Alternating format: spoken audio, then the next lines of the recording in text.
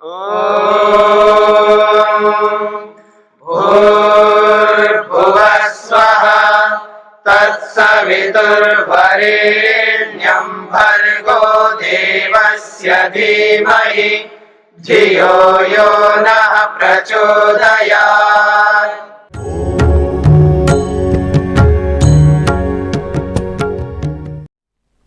आप कपड़े पहनते हैं, सामान्य रूप से कपड़े पहनते हैं।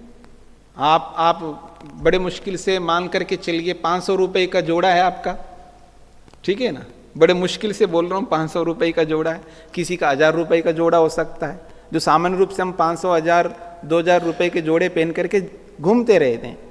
ये भी कपड़ा है, ठीक है ना, ये भी संसार का सुख है, कामनाओं से मिलने वाला सुख है। ऐसी कामना हम करते हैं जी, कोई मेरे को ड्रेस दे तो कम से कम 2000, 3000, 5000 का ड्रेस दे, ऐसा हम कामना करते हैं, नहीं करते हैं?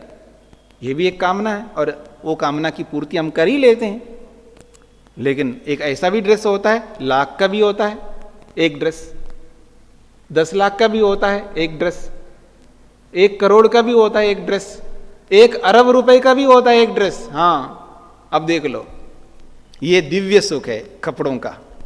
तो कपड़ों का दिव्य सुख भी होता है, मकान का भी दिव्य सुख होता है, गाड़ी का भी दिव्य सुख होता है। ऐसे अलग अलग दिव्य सुख है इस संसार में। ये राजा लोग जो रहते हैं ना, राष्ट्रपति जय कैसे रहते पता है आप लोगों को? उनका दिव्य सुख है। प्रधानमंत्री कैसे रहते हैं, हाँ, गवर्नर कैसे रहते हैं, सीएम कैसे रहते हैं, उनका एक अलग प्रकार का सुख होता है। सामान्य व्यक्ति का एक अलग प्रकार का सुख होता है। और जो बड़े बड़े पैसे वाले होते हैं ना, बिल गेट जैसे, या आज के भारत के आप देखेंगे तो अंबानी जैसे व्यक्ति होते हैं, उनके जो सुख होते हैं वो दिव्य सुख होते हैं। सामान्य लोग वो सुखों की कल्पना भी नहीं कर सकते। तो ऐसे बड़े बड़े सुख होते हैं, उन बड़े बड़े दिव्य सुखों को भी उसी तराजू के पलड़े में रख दो, और जन साधारण जो सुख लेता है उस सुख को भी उसी पलड़े में रख दो, तराजू के। तो एक पलड़े में संसार भर के सामान्य सुख और उसी पलड़े में संसार भर के दिव्य सुख, बड़े बड़े सुख, उसमें रख दो एक तरफ, एक तराजू के पलड़े में। यानी संसार के सभी प्रकार के सुख, सामान्य भी और विशेष भी, तराजू के एक पलड़े में आके सिमट गए। अब लाते हैं एक विशेष सुख। क्या? तृष्णा क्षय सुखस्य। अगर किसी ने अपनी तृष्णा को समाप्त कर डाला, कोई तृष्णा नहीं रखता अपने मन में, किसी भी प्रकार की तृष्णा, मेरी ओर देखिएगा, इसका मतलब क्या होता है? इसका मतलब 1% भी अपेक्षा नहीं है किसी से भी, तभी तृष्णा समाप्त होती है। 1% भी कोई अपेक्षा नहीं रखना, किसी से किसी प्रकार की कोई भी अपेक्षा नहीं रखना, किसी से कोई भी कामना नहीं करनी है, सारी तृष्णा को समाप्त कर देना। तो सारी तृष्णा को समाप्त करने पर जो सुख मिलता है, उस सुख को दूसरे पलड़े में रख दो, तराजू के। तो एक पलड़े में तृष्णा को समाप्त करने पर जो सुख मिलता है वो सुख है, और एक तराजू के पलड़े में संसार भर का सामान्य सुख भी है और दिव्य सुख भी है। फिर उसको तोलो, तोलने पर वो तराजू कैसे होगा पता है? ऐसे होगा, ऐसे। समझ में आ रहा है ना? वो ऐसे ऐसे नहीं रहेगा, ऐसे ऐसे भी नहीं होगा, ऐसे होगा। उसके लिए कहते हैं दुनिया भर का सामान्य सुख और दुनिया भर का दिव्य सुख मिलकर के जितना है वो, और तृष्णा को समाप्त करने से जो सुख है वो सुख। तो तृष्णा समाप्त करने पर जो सुख मिल रहा है, उस सुख के सामने संसार भर का दोनों प्रकार का सुख 16वें हिस्से के बराबर भी नहीं है। समझ रहे मेरी बात को? ये तो बहुत कम बताया है। महर्षि स्वामी दयानंद सरस्वती जी लिखते हैं कि विद्या से जो सुख मिलता है ना, विद्या से, विद्या का मतलब शब्दों को पढ़ने से नहीं, जानकारी से नहीं, इंफॉर्मेशन से नहीं है, उनको प्रयोग करने से। विद्या का प्रयोग जो होता है ना, मतलब क्रोध नहीं करना चाहिए, ये इंफॉर्मेशन हो गया, जानकारी हो गया। और फिर व्यक्ति क्रोध नहीं करता है, ये ज्ञान है, ये विवेक है, ठीक है ना?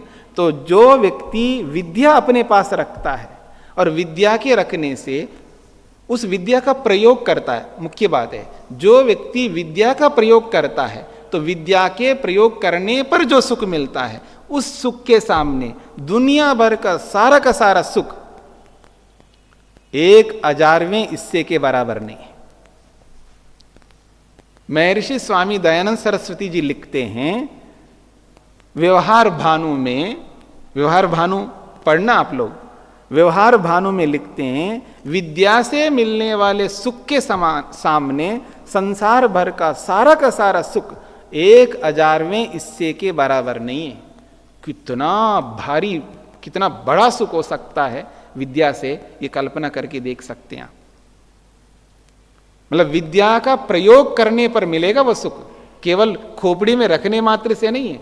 हाँ, खोपड़ी में तो बहुत रखा हुआ है। माइक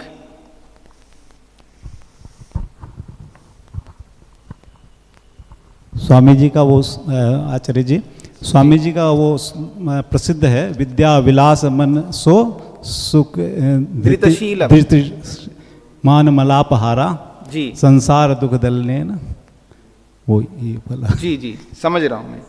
तो सूत्रार्थ लिख लें एक बार।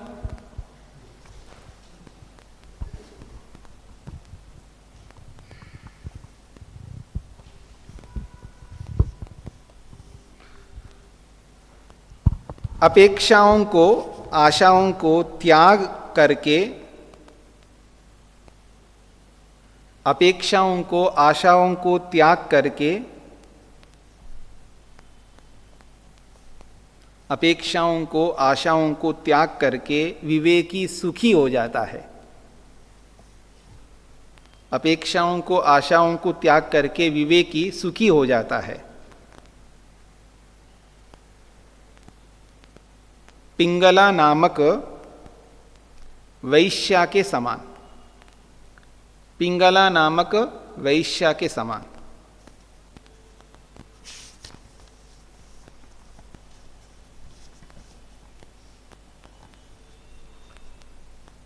अब आइए, बहुत महत्वपूर्ण है, एक ऐसी बात आ रही है, अगर ये एक सूत्र अगर आदमी ने अपने साथ जोड़ लिया है ना, बहुत आगे बढ़ सकता है, बहुत आगे बढ़ सकता है।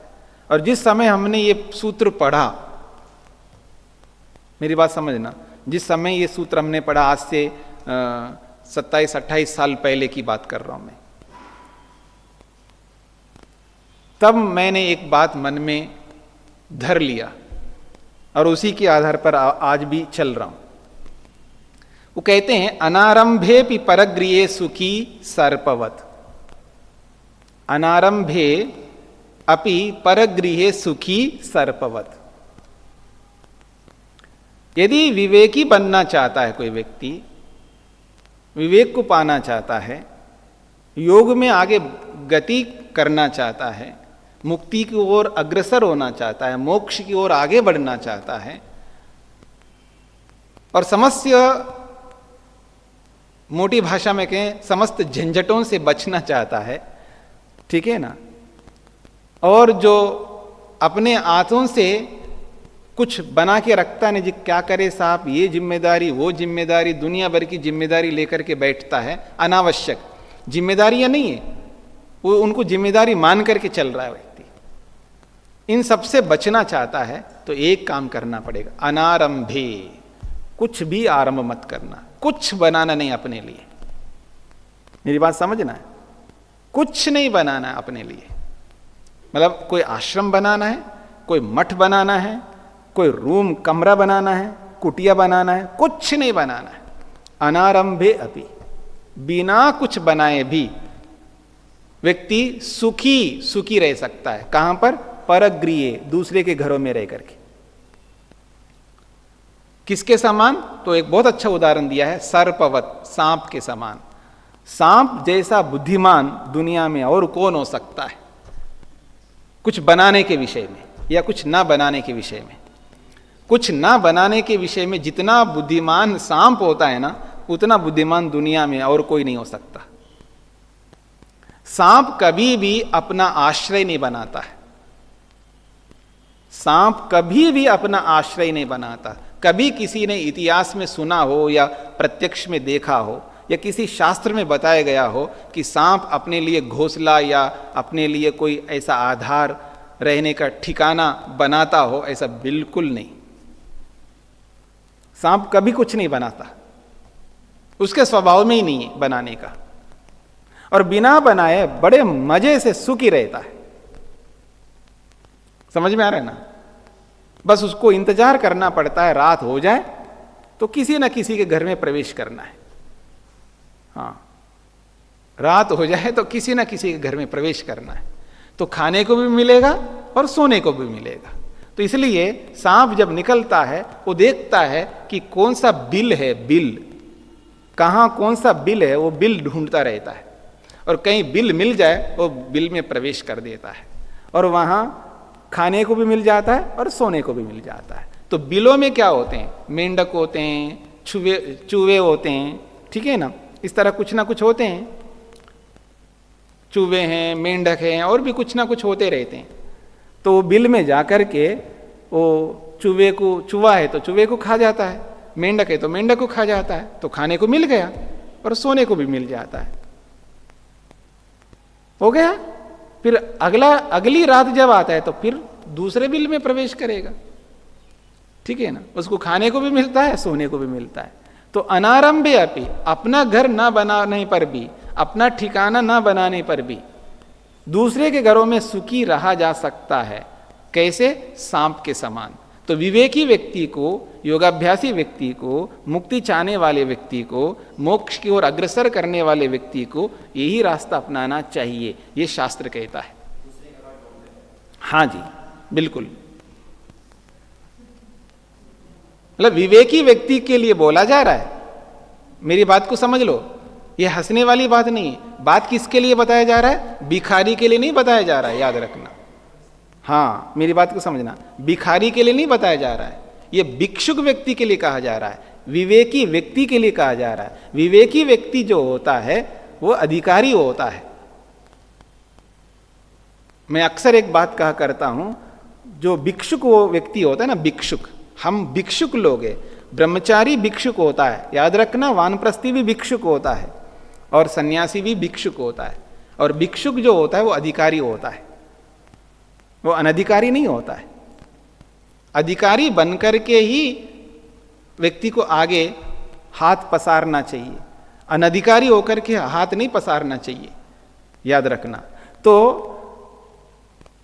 विवेकी व्यक्ति अन्याय नहीं कर सकता, विवेकी व्यक्ति आलसी बनकर के नहीं ठहर सकता है, विवेकी व्यक्ति जो है निठल्ला नहीं रह सकता, पुरुषार्थहीन नहीं रहता। विवेकी व्यक्ति वो पुरुषार्थी होता है, मेहनत करता है, उद्यम करता है और अपने अंदर ऐसी योग्यताओं को धारण करता है। इसलिए वो विवेकी व्यक्ति कभी भी गलत नहीं कर सकता है, वो कामचोर नहीं है, ठीक है ना। तो वो व्यक्ति कभी भी अपना ठिकाना, अपना आश्रय नहीं बनाता है, क्योंकि दुनिया में बहुत आश्रय बने हुए हैं और बहुत सारे आश्रय, बहुत सारे ठिकाने खाली पड़े हुए हैं, ताले लगे हुए हैं। तो उसका यही कर्तव्य है, उसकी बुद्धि भी यही कहती है कि वो जो ताले पड़े हुए हैं, खाली पड़े हुए हैं, वह जाकर के रहे। जो खुले भी हैं लेकिन लोग वहां कोई रहते नहीं है, ऐसे जगह पर जाकर के रहे, ठीक है। तो खाने को भी मिलेगा और सोने को भी मिल जाएगा, और जो योग्यता है उस योग्यता का उपयोग करेगा, वो खाली थोड़ा रहेगा, क्योंकि पुरुषार्थी है, उद्यमी है, मेहनती है। तो अपने पुरुषार्थ से, अपने उद्यम से वो हमेशा लाभ ही पहुंचाएगा, कभी किसी की हानि नहीं करेगा। ऐसे व्यक्ति को अपना नहीं बनाना चाहिए, ये कहा जा रहा है। और हम लोग क्या सोचते हैं, हे भगवान, रात दिन इसी में लगे रहते हैं। एक मकान है तो दूसरे मकान की चिंता है उसको, एक फ्लैट है तो एक दूसरे फ्लैट की चिंता करने लगता है, एक जमीन है तो दूसरी जमीन के लिए चिंता करने लगता है, 1 लाख है तो 2 लाख की चिंता करने लगता है, 1 करोड़ है तो 2 करोड़ों की चिंता करने लगता है। और वो बढ़ाना ही चाहता है, घटाना तो कोई मतलब ही नहीं है। हाँ जी बोलिए। स्वामी जी, जी तो इस हिसाब से तो जो किराएदार घुस गया वो तो नहीं निकले तो ठीक कर रहा है वो। नहीं, विवेक की बात समझने की बात कर। तो मैं पहले मेरी बात सुन लीजिएगा। जी जी, मैं क्या कहना चाह रहा हूं उसके अनुरूप बोलिएगा, उसके विरुद्ध बोलोगे तो बात नहीं बन पाएगी। तो विषय से जुड़ करके बोलिए, मेरी बात को समझ लो जी। इधर उधर मत जाना। किराएदार को किराएदार रह करके जीने में बहुत सुख मिलता है, पर वहां जो अग्रीमेंट्स होते हैं आजकल, उन अग्रीमेंट्स के अनुसार उसको चलना चाहिए। जो समझौता करते हैं, जी हम आपको 1 साल के लिए, जो भी समझौते होते हैं, जो भी नियम होते हैं, उन नियमों के अनुसार किराएदार को रहना चाहिए।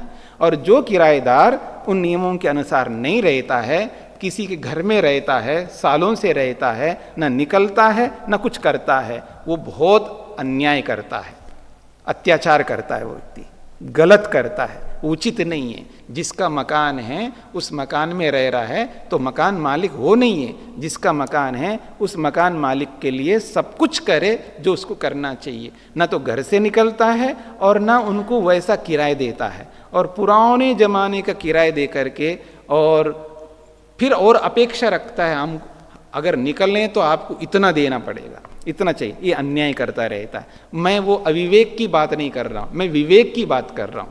तो स्वामी जी इसमें सर्प का विवेक तो नहीं हुआ, बिल में घुस गया और उसके बच्चों को भी खा गया, मेंढक को भी खा गया। नहीं समझ रहे ना आप बात, आप इधर उधर जाते हो ना जी। उदाहरण में आपको वो लेना है जो बात कही जा रही है, उदाहरण में वो नहीं लेना चाहिए जो आपको कही जा रही है।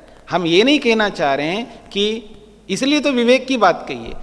तो विवेकी व्यक्ति जिसके घर में जाएगा उसके प्रति अन्याय थोड़ा करेगा, उसको केवल आश्रय चाहिए। उसके पास जो योग्यता है, जो सामर्थ्य है, वो उस परिवार में वो देगा, उस परिवार को परिवार बनाएगा, उस परिवार को सात्विक बनाएगा, उस परिवार को धार्मिक बनाएगा, उस परिवार को आस्तिक बनाएगा, उस परिवार को ईश्वर की आज्ञा के अनुरूप बनाएगा, फिर खाएगा, फिर सोएगा।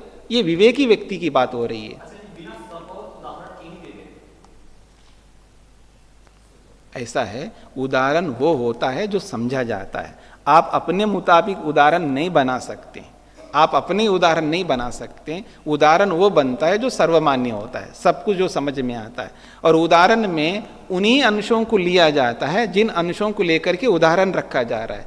आप ले रहे हो कि दूसरे के घर में जाकर तो वो तो उनको मार डालता है, इसका मतलब हमें भी मारना है, ये थोड़ा कहा जा रहा है। वहां यही बात कही जा रही है कि दूसरे के घर में रहना, जैसे सांप करता है, सांप दूसरे के घर में रहता है, इतना अंश लेना है, इसके आगे के अंश नहीं लेना है हमको। इसके आगे के अंशों को लेने के लिए नहीं कहा जा रहा है। मैं कहूं ये तो कोयल है, कोयल का मतलब खाली तो है ही नहीं, वो कोयल कैसे बोल रहे हो? अरे भाई हम कोयल इसलिए बोल रहे हैं, कोयल की तरह बोलती है इसलिए इसको कोयल बोला है। इसका मतलब ये थोड़ा है कि इसके पंख नहीं है और ये काली नहीं है, ये पक्षी नहीं है, तो आपने कोयल कैसे बोला? हमने कोयल इस रूप में बोला है, जैसे कोयल बोलती है वैसे ही ये बहन, ये माँ, ये स्त्री कोयल की तरह बोलती है, बस इतना अंश लेना है हमको। ठीक इसी प्रकार सांप का उदाहरण जो दिया गया है उसमें केवल रहना मात्र, अपना घर ना बनाना और दूसरे के घर में रहना, इतना ही अंश लेना है। वहां ये नहीं लेना उनको मारना है, उनको काटना है, उनको खा लेना है और उनकी संपत्ति को अड़प लेना है, फिर वहां बैठ गए तो बाहर नहीं निकलना, ये नहीं बात कही जा रही है। ठीक है ना, इधर उधर नहीं जाने हमको। उदाहरण का वही अर्थ लेना चाहिए जो वक्ता कहना चाह रहा है। ठीक है, चले जी हम आगे। तो कितना अच्छा उदाहरण है, कितने लोगों को समझ में आता है। आज भी आदमी इसी चक्कर में पड़ा हुआ है, अपना कुछ बनाऊं, और जिसका नहीं है वो बहुत परेशान है कि आज तक मेरा कुछ बना नहीं है। मेरी बात समझ रहे ना? जिसने अपना बनाया नहीं है ना, वही रोना रोता रहता है जीवन भर। मैं इतने साल बिता दिया, इतना लोगों को दे दिया, ये किया, आज तक मैंने अपना ये नहीं बना पाया, ये रह गया मेरे से, ये है वो है, मैं कुछ बना नहीं पाया, कुछ बना नहीं पाया। अरे भले आदमी जिन्होंने बना रखा है उन्होंने क्या कर लिया जो आप नहीं बना पा रहे हैं? तो क्यों बनाना चाहते हो? जो बने बने दुनिया भर की चीज है उनका उपयोग करो ना, प्रयोग करो। माइक लेकर के बोलिए। वेद तो आदेश देता है वयम श्याम पतयोरयिणाम, हम धन संपत्तियों ऐश्वर्यों के मालिक बने। तो बिल्कुल कहता है, हम कब मना कर रहे हैं? आप कह रहे हैं दूसरों के घर में जाकर रहो। ऐसा ये किसके लिए कहा जा रहा है? नहीं, ये किसके लिए कहा जा रहा है? का उपदेश है सभी इधर- मनुष्यों के लिए है, चाहे उसमें विवेकी हो अविवेकी हो। नहीं, वेद का उपदेश परिस्थितियों के अनुसार होता है। एक ही उपदेश हर व्यक्ति के लिए वेद नहीं कहता है। हाँ, मेरी बात को समझना। वेद ये भी कहता है कि सब त्याग करो। अब बोलो। नहीं नहीं, ये भी बोलता है सब। त्यक्तेन भुंजी था, नहीं, त्यक्तेन भुंजी था भी भुंजी है। था, खूब भोगो खूब भोगो। देखिए, इधर उधर मत जाइए। त्याग करने की बात भी कहता है और भोग करने की बात भी कहता है और धनेश्वरियों के स्वामी बनने की भी बात कहता है और सब कुछ भगवान को अर्पित करने की भी बात कहता है। इधर उधर मत जाना। यज्ञेन कल्पताम, आयुर्यज्ञेन कल्पताम, मनो यज्ञेन कल्प, सब कुछ भगवान को अर्पित करो, अकेले हो जाओ, ये भी कहता है वेद। तो इसलिए हर उपदेश हर व्यक्ति के लिए नहीं होता है। वेद के उपदेश एक प्रकार के नहीं है, वेद के उपदेश अलग अलग प्रकार के हैं। तो कौन सा उपदेश किसके लिए है ये हमको समझना होता है जी। तो जो विवेक को पाना चाहता है, वैराग्य को पाना चाहता है, वो अपने लक्ष्य की ओर आगे बढ़ना चाहता है, उसके लिए तो ये है सांप की तरह बनना है। और जो अभी उसकी अभी योग्यता ही नहीं बनी है, हाँ, तो उस व्यक्ति के लिए वयम श्याम पतयोरयिणाम है। ठीक है ना। जब उस स्थिति से गृहस्थ से जब ऊपर उठ जाता है ना, उसके लिए है ये। वानप्रस्थी के लिए, सन्यासी के लिए है कि सांप की तरह बने रहो। ये गृहस्थी के लिए थोड़ा है। गृहस्थी के लिए तो वयम श्याम पतयोरयिणाम है। गृहस्थ आश्रम में रहने वालों के लिए तो वयम श्याम पतयोरयिणाम है। और जो वानप्रस्थी है, जो सन्यासी है, जो विवेक वैराग्य को पाना चाहते हैं, आगे बढ़ना चाहते हैं, उसके लिए तो वो उपदेश है सांप की तरह रहो। स्वामी जी, जी। सांप का एक उदाहरण ये है ना, कोई सांप किसी वो जाल में फंस गया, तो एक चूहा आया, उसने जाल को काट दिया, तो सांप को भोजन में मिल गया और जाल से निकलने का रास्ता मिल गया। इधर उधर हमको जाना नहीं है ना, हमको वहीं पर जाना है जो शास्त्र कह रहा है। शास्त्र ये कहता है अनारंभे अपि, कुछ भी आरंभ नहीं करना, अपने लिए कोई ऐसा आरंभ नहीं करना जिस आरंभ से आपको दुख मिले। तो जब कोई व्यक्ति आरंभ करता है ना, उसको बड़ा दुख मिलता है। अब मैं कहूँ किसी को जी 1 महीने छोड़ करके 2 महीने छोड़ करके जाओ, फिर वो जाएंगे जरूर, लेकिन वहाँ बैठ करके इसके लिए सोचते रहेंगे। समझ रहे मेरी बात को? जब व्यक्ति कुछ बना के रखता है ना, उसको देखभाल कौन करेगा? और जो कर भी रहा हो ना, किसी को हम सौंप के भी जाते हैं, तो उसके प्रति भी विश्वास नहीं होता है हमको, उसके प्रति बिल्कुल विश्वास नहीं होता। और किसी को नहीं सौंप रहे हैं, उनको सौंप के जाए तो भी विश्वास नहीं है, वो इनको सौंप के जाए तो भी विश्वास नहीं है।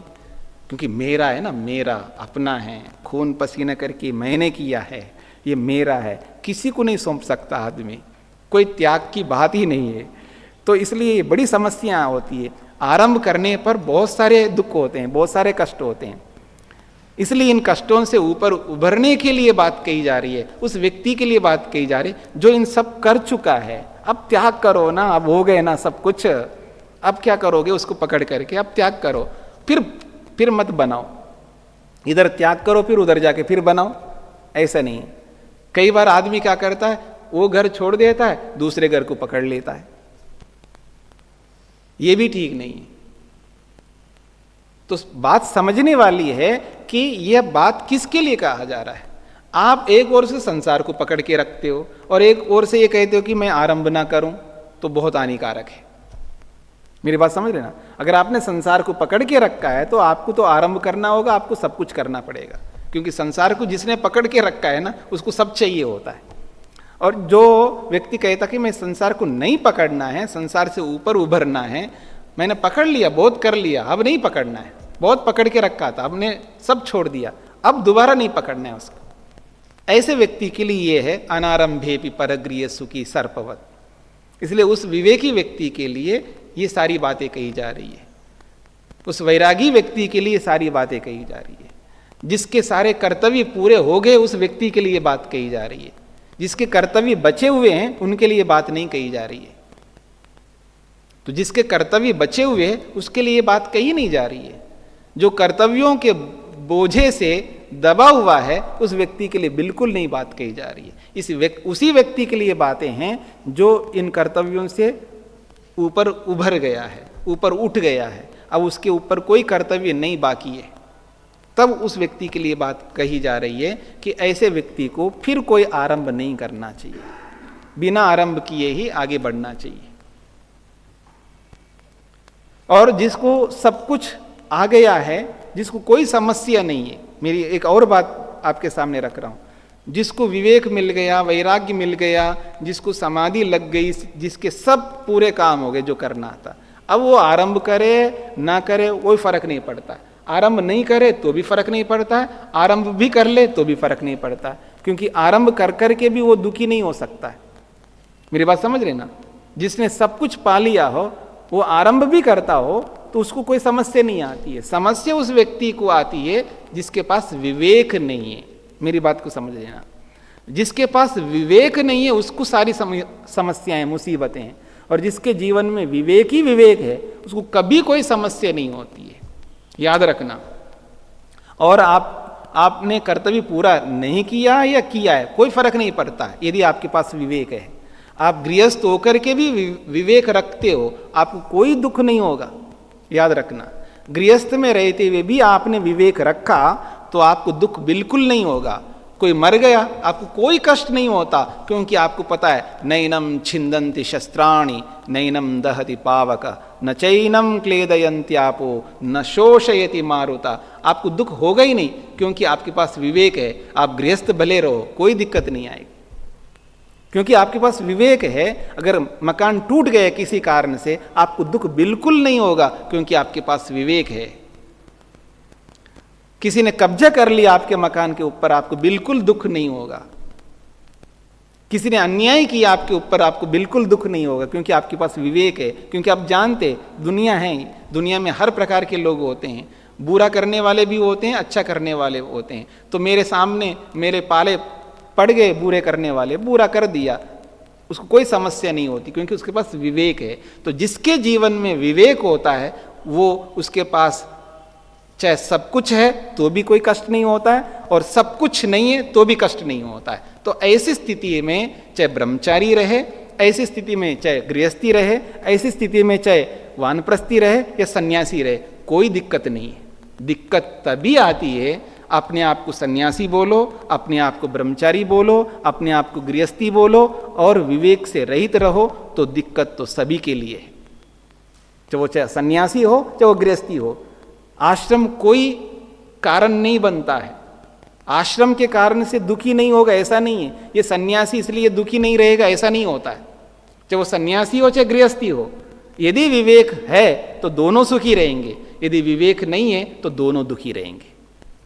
तो परेशानी तो केवल अविवेक से है और सुख जो है केवल विवेक से है। तो हमें विवेक उत्पन्न करना है, अविवेक उत्पन्न नहीं करना है। तो सूत्रार्थ लिख दिया आपने, लिखिएगा।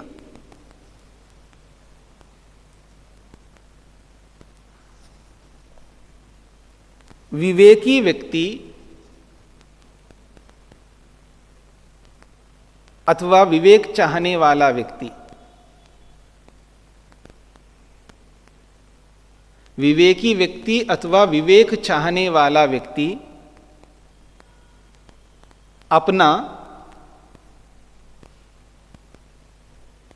अपना घर आश्रम आदि न बनाते हुए भी, अपना घर आश्रम आदि न बनाते हुए भी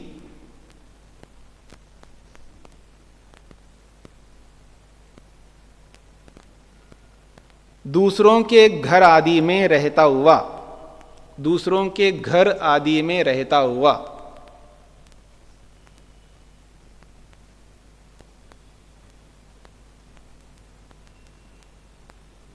सुखी होता है, सुखी होता है, सर्प के समान।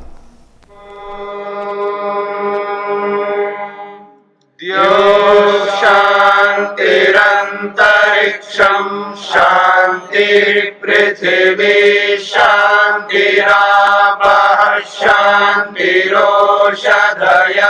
शान्तिः वनस्पतयः शान्तिर्विश्वे देवाः शान्तिर्ब्रह्म शान्ति सर्वं शान्ति शान्तिरेव शान्ति क्षमा शान्तिरेधि ॐ शान्ति शान्ति शान्ति